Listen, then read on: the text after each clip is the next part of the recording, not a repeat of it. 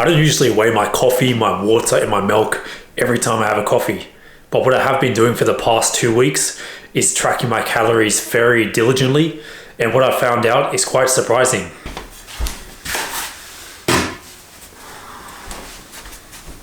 But first, before I drink the coffee, it's time to weigh myself. If you guys saw last week's video, you know this is episode 2 of the 6-pack project 2026. The first time I weighed myself in last week's video was actually 2 weeks ago.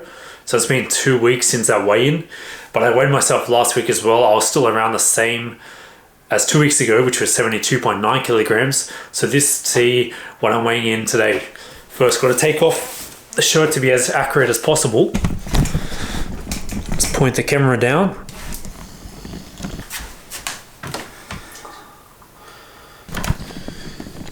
There it is, 72.4 kilograms. So in the first 2 weeks, I've lost half a kilogram, which I'm pretty happy with, to be honest. That's around 250 grams per week, which I think is a good goal to aim for now. Recently, I've been cleaning up my room a bit, and it's starting to look pretty good, but there's still a few more updates I need to do in here. One of them is, I want to get rid of that tower. And the other one is, I need a desk and a chair, because currently when I'm editing my videos, I sit on my bed and I don't think it's the best posture. Sometimes my back feels a bit sore. A couple of days ago I was vacuuming and I think I reached too far and I have a slightly sore back. So in today's gym session, I'm going to take it a little bit easy. But anyway, now let's talk about tracking calories. I've tracked calories many times in the past. For those of you who saw my 45-day challenge where I ate 4,500 calories every day for 45 days, you would have seen that I tracked it every single day. However, these last 2 weeks have been very different. That's because most of the time in the past, I was always trying to gain weight. I was bulking, so I was eating a lot of calories. Usually I was eating anywhere between 3,500 to 4,500 calories. And right now, or at least in the past 6 months or so, is the first time I've made my goal to get a 6-pack, as I've talked about in quite a few of my previous videos. So this is the first time I'm tracking my calories where I'm eating less than 2,500 calories, maybe even less than 3,000 calories. And in order to lose fat without losing muscle, I'm also trying to keep my protein high, which is something I've never done before. I never tried to eat such a low amount of calories while also keeping my protein high. And during this process, there's a few things that I've learned.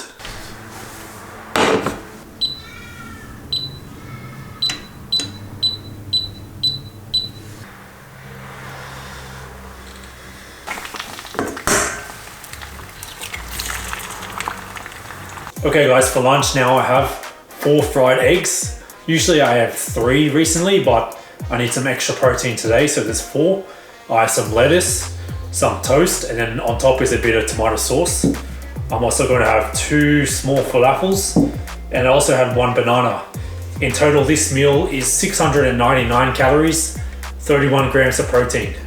It's not super high protein meal, but at least I'm getting 30 in there. My current daily goal for protein is 145 grams. So after this meal, I still have around 110-ish grams. So because I had a slightly sore back, I started off this session with a few warm-up exercises such as bird dog and glute bridges. After that, I moved on to this exercise, the first one for the day, which is front squats. My first time doing it in a long time, except for last week. Because of that and my slightly sore back, I'm using a light weight and focusing on form. This exercise is great to target your quads more than your glutes. And this is my main quad exercise in my entire program. That's why I chose front squats and not back squats. I'm trying to keep my elbows high throughout the movement, which requires good thoracic extension, which I believe means the upper back is not rounded forward too much. And this is a side view. I'm doing 3 sets of 10 reps. In front squats, there's a few different ways to hold the bar. This time I'm using, I don't know the name of the grip, but I'm bending my wrists back quite far. So it does require good wrist flexibility, but there are other methods such as crossing your arms over. I'll put a photo above in case you want to try it out. The next exercise I did was assisted dips. For this exercise, I'm mainly targeting my chest, but also my triceps, and it does work the shoulders as well. I'm trying to lean forward a little bit, and I'm also trying to keep my shoulders back as much as I can and go slow on the way down. I can do dips without the assistance, but because I'm trying to work on going slower, I'm working my way up to unassisted dips while maintaining proper speed and control. The next exercise I did was machine hip thrust. This is a fantastic exercise for the glutes. One of the reasons I'm doing it is because if you have weak glutes, it can lead to your lower back overcompensating and leading to pain. And as Grok said, strengthening the glutes helps restore better movement mechanics, reduces compensatory overload on the back, and improves overall stability. I did a couple of warm-up sets, and then for the main sets I did 3 sets of 10.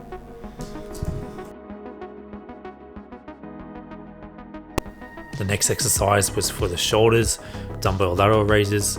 Usually I'd lean forward a little bit on this to help target the side deltoid more, but this time I was standing up straight because of my back.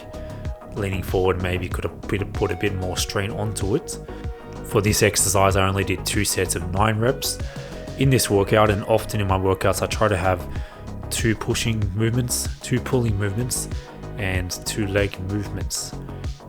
I know lateral raises isn't really a pushing movement, but I usually class it in push day because it's shoulders, push day being chest, shoulders, and triceps. The other pushing movement from this workout was dips. The leg exercises were front squats and hip thrust, and the pulling exercises were pull-ups, which I forgot to film. And this exercise, which is machine rear delt flies, fantastic exercise for the rear delts. Here's another angle. I'm trying to push my elbows back behind my body as much as I can because that really activates the rear delts. One thing I could be doing better here is going slow on the eccentric and really controlling the weight on the way back down.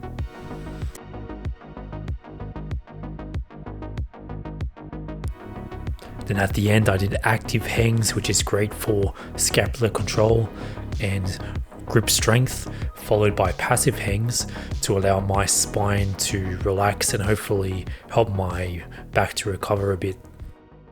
It's now the next day and it's time to do the room arrangements I was talking about. I'm now going to clean stuff off that tower to prepare to remove it from the room. And I'm also going to do a few other rearranging things around the room. Let's get started.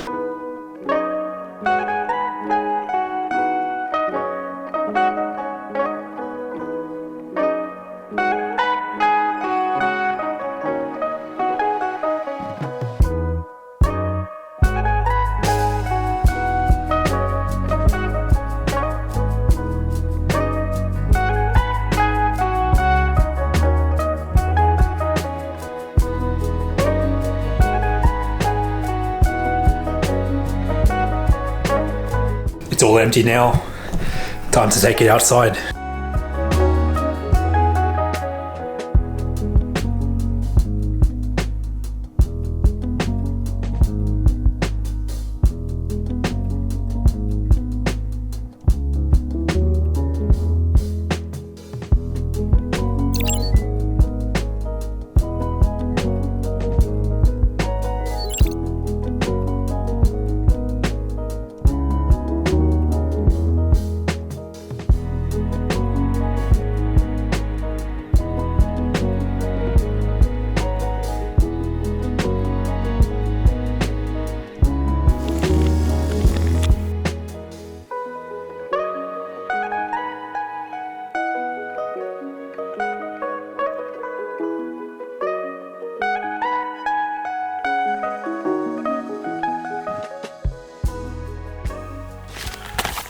So the room renovation, not really renovation, the room switch up is now mostly done.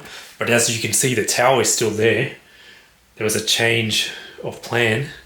All I did was vacuum it, then rotate it around and set it up again. So now the books are higher, easier to access. Not that I read them very often. And I've now made space here to put a desk. All I need to do is move the guitar and the drum. I've moved this little thing here, and a chest of drawers is over there. So it's mostly done. I just need to buy a desk and a chair. Anyway, now let's talk about what I learned from tracking every calorie for the last 2 weeks. So the first thing I learned from tracking my calories consistently over the last 2 weeks is that protein comes first. What I mean by that is if you focus on eating carbs and fats first, and then you get to the end of the day and you realize you still have 60 grams of protein left, but only 100 calories left, it's pretty much impossible to hit your protein target without going over your calorie target. And if you hit your protein target but you're over your calorie target, then you're going to gain weight, not lose weight, at least if that happens consistently. So what has worked for me is to plan ahead. Before my next meal, I put into MyFitnessPal what I plan to eat, and I see if my calories and if my protein match up, if I can hit my protein goal without going above my calorie goal. So I plan it out first before I actually eat it, so I can make any changes if needed. After that, I can fill in the rest of my calories with carbs and fats. Another thing I found really helpful is protein powder. Obviously, protein powder is pretty much all protein, and it's also quite low in calories. So this has helped me to hit my protein goal without going over my calorie goal. I usually have 1 to 2 scoops depending on the day. If I'm running low on protein, I'll have 2 scoops. If I'm eating pretty good, I only have 1 scoop. And the last thing I've learned and tried to implement is if I'm having carbs but I haven't had my fruit goal, usually I try to have 1 to 2 pieces of fruit every day. Only if I have excess calories remaining, I'll have something with more carbs such as cake or a biscuit, but I'll focus on protein first. I'll plan ahead and I'll have fruit as my carbs, and then if I have excess carbs, I can have other unhealthy carbs. So that's everything I learned from tracking every calorie for the last 2 weeks. I have tracked my calories before, but this is my first time in a calorie deficit, so I learned a few new things there. Anyway, I hope you guys found this video helpful or at least enjoyable. If you liked it, make sure you click the thumbs up, and I'll see you guys next time.